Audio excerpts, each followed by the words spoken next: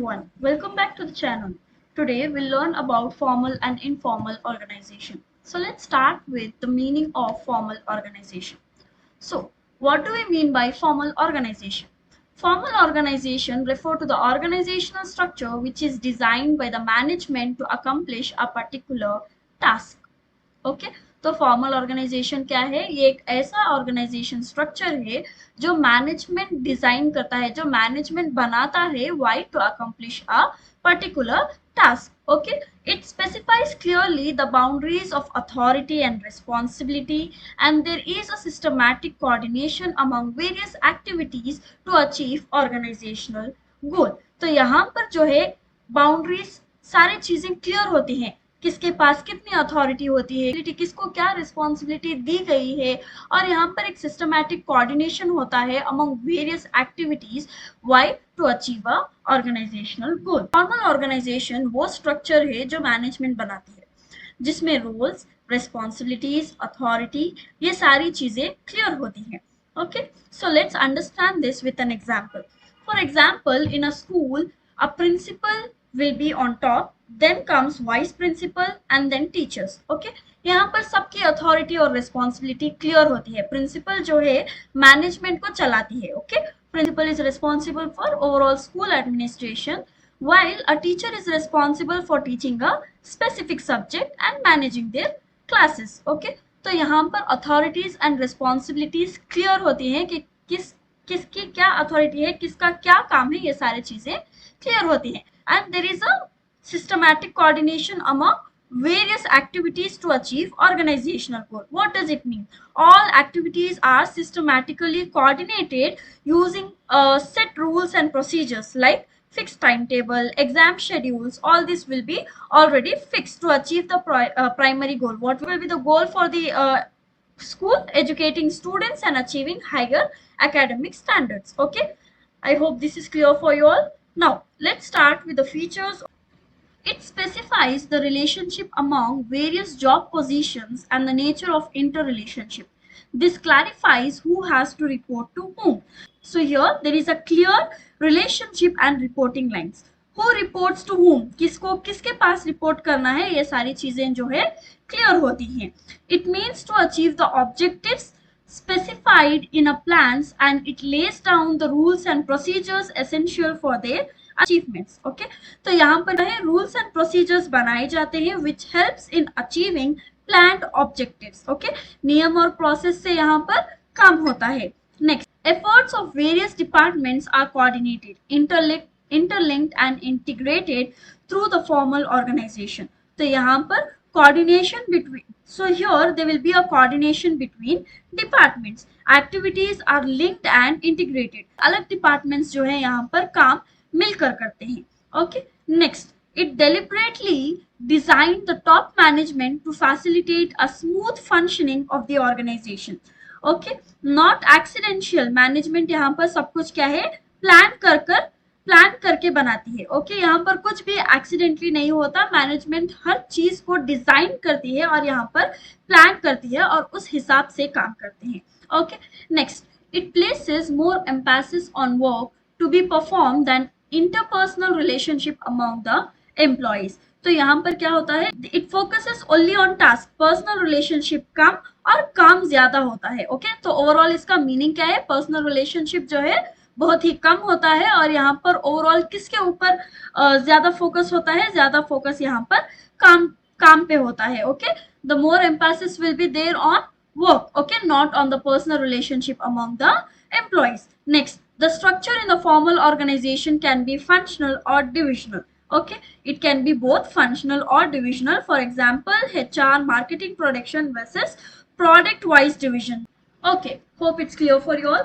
Now let's move on the advantages of formal organization. Okay, now the advantages are, it is easier to fix responsibilities since mutual relationship are clearly defined.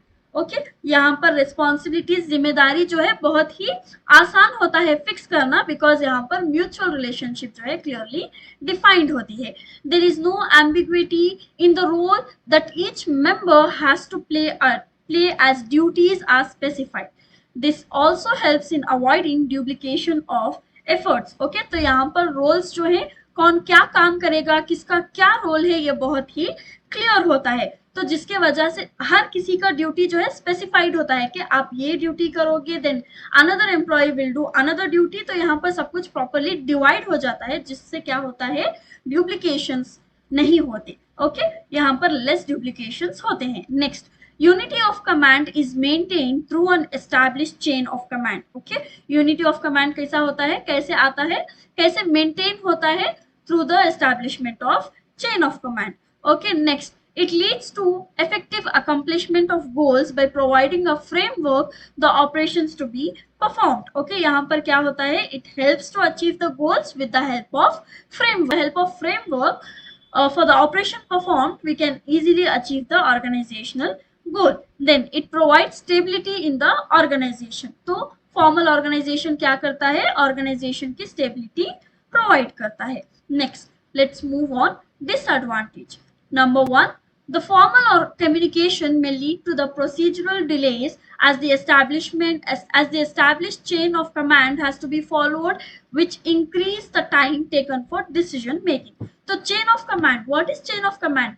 First, principal से command मिलता है, then it goes to vice principal, then HOD, then teachers. Same way in an organizational, first will be the owner, then CEO, then comes as a manager, then again supervisors, then goes to the employees. So what happens, formal communication gets delay. Okay, it can be slow. Okay, और decisions लेने में भी क्या होता है, it takes time to have a decision making. Next, poor organization practices may not provide adequate recognition to creative talent, since it does not allow any deviation from rigidly laid down policies. So what happens here, in formal organization, it may restrict creativity because of strict policies, and it does not allow any deviation, because of which the creative talents doesn't come out. Next, it is difficult to understand all human relationship in an enterprise, as it places more emphasis on structure and work. Hence, the formal organization does not provide a complete picture of how organization works. तो formal organization किस पर main focus करता है? Formal organization mainly काम के ऊपर focus करता है. It mainly focuses on work, not on the personal relationship of human, because of which it does not provide a complete picture of how organization works. Why? Because it doesn't show all human relationship. It misses informal human side. Okay, I hope it is clear for you all. Now, what is informal organization? Formal organization क्या था? Formal organization एक structure था जो management बनाता था, जिसमें हर किसी के roles, duties और responsibilities clear थे. अभी यहाँ पर क्या है, इनफॉर्मल ऑर्गेनाइजेशन, ये एक सोशल रिलेशनशिप है अमॉन्ग एम्प्लॉयज. ओके, जो एक दूसरे के इंटरैक्शन से फॉर्म होते हैं. Okay, that is known as informal organisation.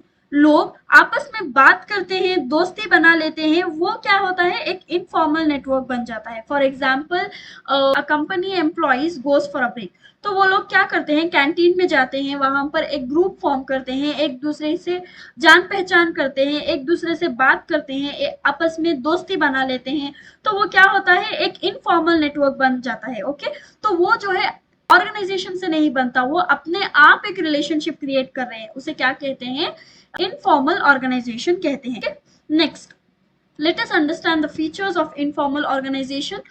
Originates from within the formal organization. Okay, तो ये originates करता है within the formal setups as employee interacts. Office के अंदर लोग मिलके एक formal setup बनाते हैं. Okay, next, it is spontaneous. Okay, it is not created by the management. Okay, ये जो है मैनेजमेंट से नहीं क्रिएट होता है, ये एक सोशल रिलेशनशिप है among employees. Then the standard of behavior evolve from group norms. Okay, तो यहाँ पर क्या होता है, यहाँ पर कोई ऑफिशियल रूल्स नहीं होते, तो the behavior evolves from group norms. Okay, next, independent communication channels. Okay, यहाँ पर क्या है, independent channels of communications होते हैं, यहाँ पर independent communication channels होते हैं.